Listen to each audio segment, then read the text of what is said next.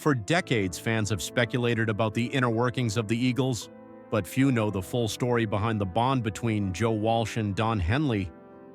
At 77, Walsh reflects on a partnership marked by clashes, loyalty, and a shared musical genius that shaped one of rock's most legendary bands.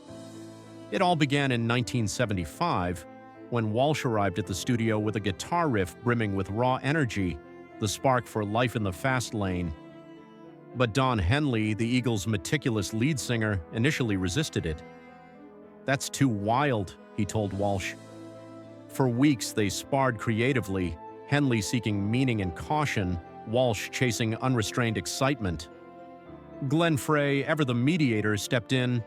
"Let Joe do his thing, then add your magic." The compromise gave birth to one of the defining tracks on Hotel California, a perfect marriage of Walsh's fiery guitar and Henley's sharp, reflective vocals. Their creative tension extended beyond the studio. In the early 1990s, Walsh hit rock bottom. Alcohol and drugs had nearly destroyed him, and he drifted from the band and his closest friends. Henley, stern but loyal, refused to let him fall. "Don and Glenn saved me," Walsh later said. The Eagles' 1994 Hell Freezes Over reunion depended on Walsh's sobriety. Henley gave him a stark choice: get clean or leave the band.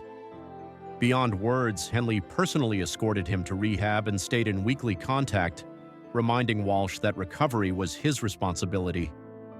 When Walsh emerged, Henley's gesture, a new Fender Telecaster with a handwritten note, cemented the bond between them. "Welcome back, Joe. Now go play like yourself." Loss tested their partnership again when Glenn Frey passed away in 2016. Henley, usually reserved, confronted grief and solitude. Walsh witnessed a rare vulnerability as Henley sat alone in the studio, listening to Desperado, tears in his eyes. Initially resistant to continuing the band, Henley eventually agreed to carry on with Frey's son, Deacon, stepping in. Backstage before their first show with Deacon, Henley's words to Walsh captured the weight of responsibility. "We have to do this for Glenn. We can't mess up." Tensions weren't confined to grief. The Eagles' volatile dynamics often played out publicly. In 1980, during a chaotic concert in California, arguments erupted on stage. Walsh's humor and recklessness clashed with Henley's exacting standards. "Joe wasn't malicious," Henley later said, "but his lack of control made it nearly impossible for us to keep going." Despite the friction, respect endured.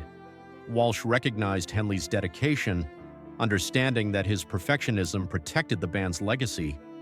Rumors also swirled around Stevie Nicks, with both men having had relationships with her. Walsh addressed it directly. There was never rivalry or resentment.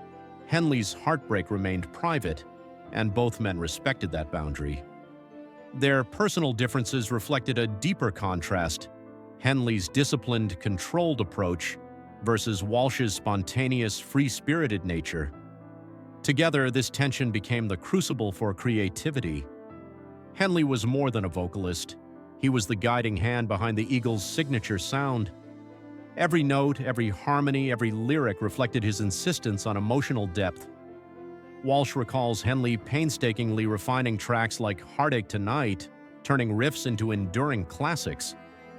After the 1980 breakup, Henley famously rejected lucrative reunion offers, preserving the Eagles' integrity and eventually leading to the triumphant Hell Freezes Over tour.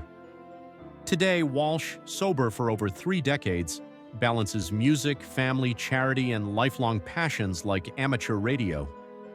Henley enjoys a quieter life in Dallas, focusing on music, philanthropy, and honoring Glenn Frey's legacy.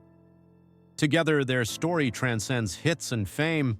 From clashes to redemption, from grief to loyalty, the partnership of Joe Walsh and Don Henley is a testament to friendship, perseverance, and the power of rock and roll forged through a lifetime of trust, passion, and unbreakable bonds.